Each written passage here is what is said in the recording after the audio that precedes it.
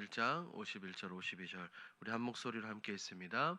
요셉이 그의 장남의 이름을 므낫세라 하였으니 하나님이 내게 내 모든 고난과 내 아버지의 온 지비를 잊어버리게 하셨다 하며 차남의 이름을 에브라임이라 하였으니 하나님이 나를 내가 수고한 땅에서 번성하게 하셨다 함이더라.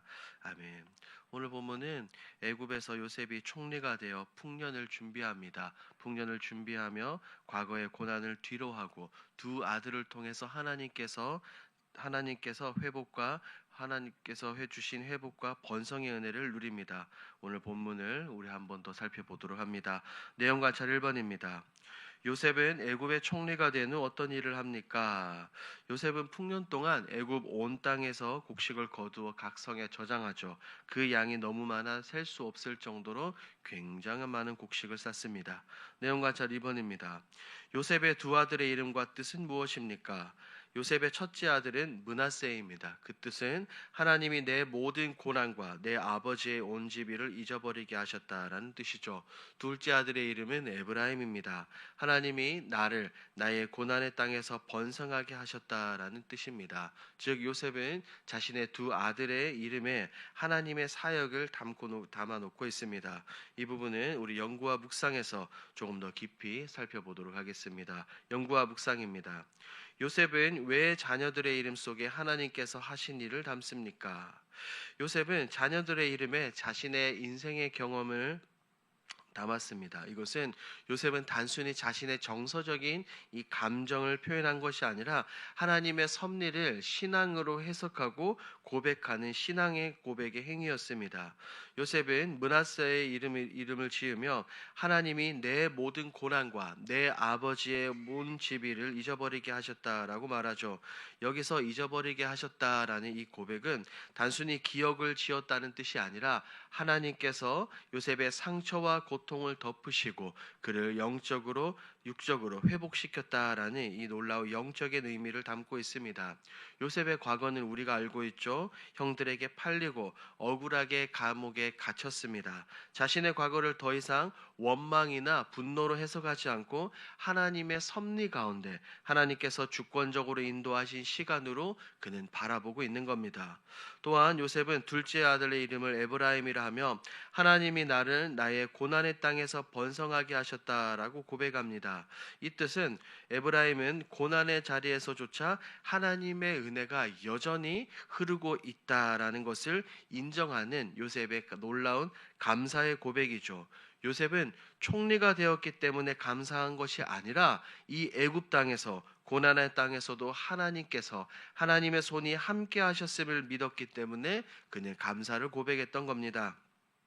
요셉은 자신의 인생을 해석하는 기준을 사람의 상황이나 기준에 두지 않았습니다. 오직 그는 하나님께 두었습니다. 그리고 그 하나님의 놀라운 사랑과 은혜를 잊지 않기 위해 그리고 후손들에게도 그 놀라운 은혜와 사랑을 전하기 위해 자녀들의 이름에 하나님의 이름을 새긴 것입니다.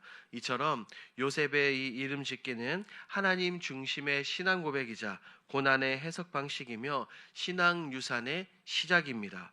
우리도 요셉처럼 인생을 하나님 관점으로 바라보며 해석하며 삶의 의미와 방향을 세상에 두는 것이 아니라 하나님께 두는 신앙의 놀라운 태도를 요셉을 통해서 배워야 하죠. 느낀 점입니다.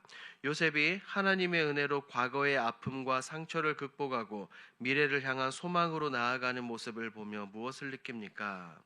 이 요셉의 이런 모습들, 모든 것을 극복하고 미래를 향한 소망으로 나아가는 모습을 보며 진정한 회복과 자유, 치유는 상황의 변화가 아니라 하나님의 관점으로, 말씀으로 삶을 재해석한다는 데 있다는 것을 느낍니다.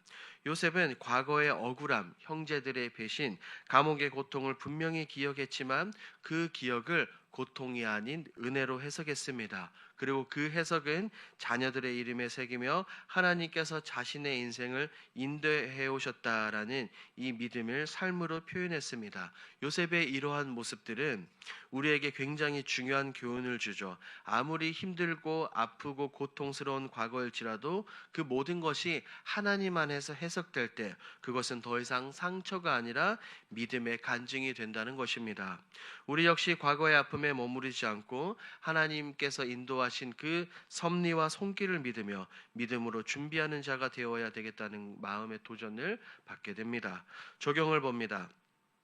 내가 과거의 상처를 극복하고 다음 단계로 나아가게 된 일이 있다면 무엇입니까? 우리 모두 인생에서 상처와 실패, 억울함과 분노, 눈물을 겪는 순간들이 있습니다. 중요한 것은 그것을 겪을 때 그 자리에 머무르지 않고 하나님의 사랑과 은혜 안에 그 모든 것을 재해석하고 다음 단계로 나가는 믿음의 걸음이 필요합니다. 성경 속에서도 이런 예들이 풍부하죠. 우리가 잘 알고 있는 사도 바울입니다. 바울은 한때 그리스도인들을 핍박하고 교회를 박해하던 사람이었습니다. 후에 그가 그리스도인을 만나고 나서 자신이 저지른 일들을 보며 무엇라 고백합니까? 죄인 등의 괴수라고 표현할 만큼 과거의 죄책감과 수치를 가지고 있었습니다. 그러나 바울은 거기서 멈추지 않았어요. 하나님이 예수님이 그를 부르실 때 복음을 위해 택하신 그릇으로 그는 달려갔습니다. 바울은 자신의 과거를 숨기지 않고 오히려 자신의 연약함과 실패를 통해 하나님의 은혜가 얼마나 큰지를 그의 삶으로 증거했습니다. 이처럼 우리도 과거의 아픔이나 실패를 믿음으로 해석하고 하나님께서 주신 새로운 사명을 따라 한 걸음 한 걸음 더 나아갈 수 있어야 합니다. 그에 따라 우리는 놀라운 결단을 날마다 해야 되는 거죠. 마지막 결단입니다. 해묵은 쓴 뿌리를 은혜의 용광로에 녹여 미래를 소망하는 새 마음으로 빚기 위해 무엇을 실천하겠습니까? 오늘 말씀을 생각하며 다음과 같은 결단을 해보는 것은 어떨까요? 용서하지 못한 사람을 위한 도구 기도를 시작해 보는 것입니다. 과거 내게 상처 준 사람을 생각할 때마다 때로는 아픔이 있고 원망이 있겠지만 그 모든 것 대신 하나님의 긍휼과 회복을 위해서 기도하는 것이죠.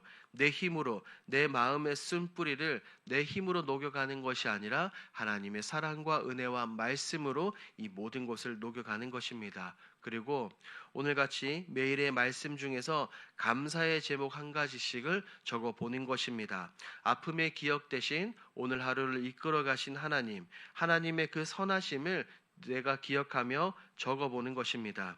이렇게 날마다 쓰는 감사의 습관을 통해 내 마음을 우리의 모든 것을 과거에 묵지 않고 은혜와 사랑, 소망으로 빚어진 새 마음으로 날마다 살아가게 되는 것입니다. 이것을 기억하시고 오늘 하루의 삶 가운데 이 모든 것을 실천하시는 저와 여러분들이 되길 우리 주님의 이름으로 축복합니다. 아멘.